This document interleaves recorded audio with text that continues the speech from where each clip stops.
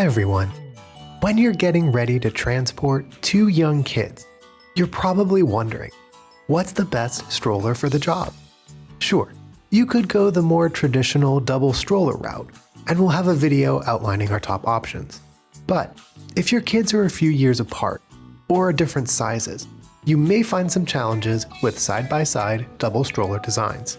Enter two alternate ways to solve the problem: a sit-and-stand style stroller and a glider board add-on that attaches to your existing single stroller. In this video, we'll take a look at the pros and cons of both of these setups based on our own personal experience. Which option might be best for you? We'll help you find out next.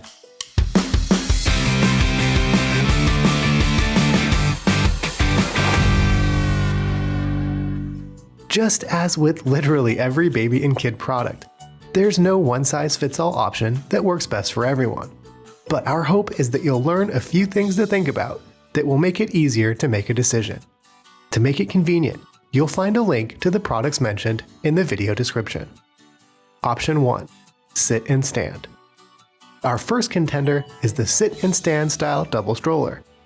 In this configuration, you typically have a traditional stroller seat for the younger child. And when they're a really young baby, you can attach an infant car seat. Some models even let you attach two infant car seats at once.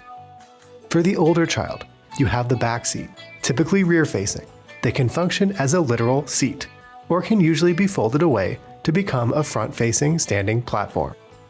Popular models in this category include the Kiko Bravo for 2, the Baby Trend Sit and Stand Double Stroller, and the Juby Caboose.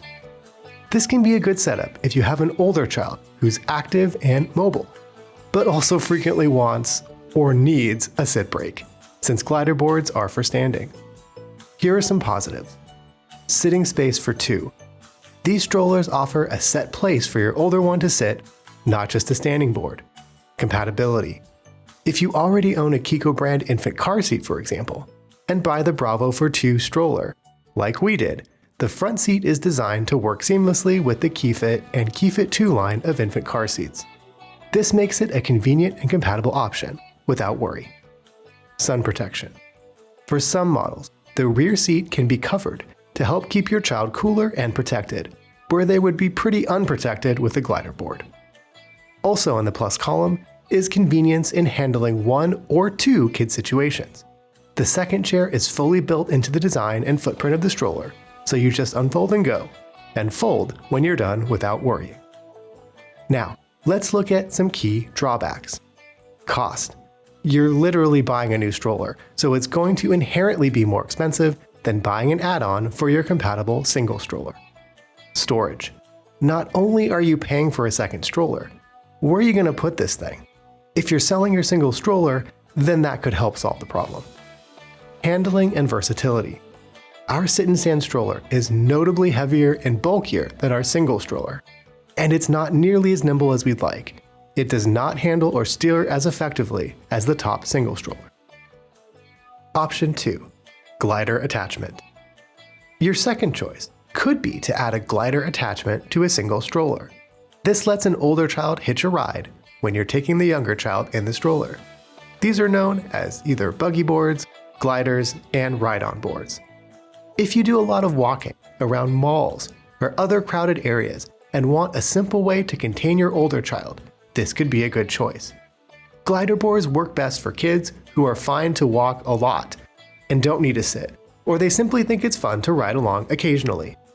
A number of popular stroller brands sell add-on gliders, footboards, and seats you can attach to single strollers, including Baby Jogger, Baby Trend, Bugaboo, Evenflow, Peg Prego, and Up-A-Baby, just to name a few. Here are some pros and cons. We'll start with the positives. Cost. In a vacuum, it's cheaper to buy a glider board attachment that fits your existing stroller, instead of having to buy a new stroller. Of course, the economics do change if you sell your single stroller and apply the value to a new sit and stand stroller. But if you think you want to keep your existing stroller, it's going to cost less to add on. Weight limit. These boards can often accommodate larger and heavier children who stand than the seated models do. And in terms of weight of the stroller itself, a single stroller plus a board could be lighter than a double stroller. For example, The UPPAbaby Vista V2 stroller, plus the glider board attachment sold through UPPAbaby, is about 30.5 pounds total, where the Kiko Bravo for 2 stroller itself is nearly 33 pounds. Choice. If you're shopping for a sit-and stand style stroller, you're bound by what's available for sale in this specific style. There are many glider board and seat attachments available for many strollers, so you'll likely have a bigger selection of strollers overall. Benefits of your regular stroller.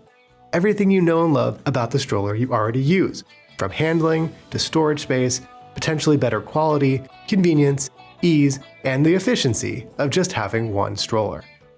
Now, let's look at some potential drawbacks. No seat. These are standing boards, so by design, there isn't a seat. If you think there's a chance that the older child will want to sit or throw a tantrum, then I'd suggest erring on the side of caution and starting with sit and stand models. Compatibility. If you already have your single stroller and later want to add on a standing option, well, you're going to be out of luck if one isn't available for your model. You could look at universal choices. Then your only other option is to look at other styles. We did a top 5 list of single strollers that you can review for some ideas and cross-shop to see if they offer this attachment. Handling. Many of the top-rated single-child strollers have great handling, good turn radiuses, and are generally good to maneuver and manage. If you're adding bulk and an attachment, it's possible this could impact the handling, so you should check out the situation with your preferred stroller first. Mixed reviews.